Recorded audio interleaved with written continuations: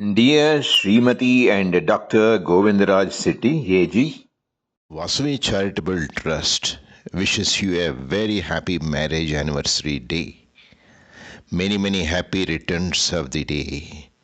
We pray the Almighty for a lovely, healthy, prosperous, and long married life.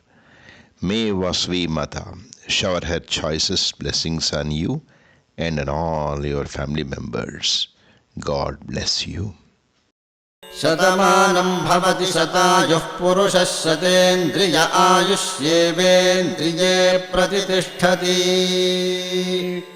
शतमानं भवति शतमानकं शतमानं भवति शतायुः शतायुर्भवति शतमानकं शतमानं भवति शतायुः शतमानमिति शतमानं भवति शतायुः शतायुर्भवति शतायुः पुरुषः शतायुर्भवति शतायुः पुरुषः शतायुः पुरुषः शतायुः पुरुषः शतेन्द्रियः पुरुषः शतायुः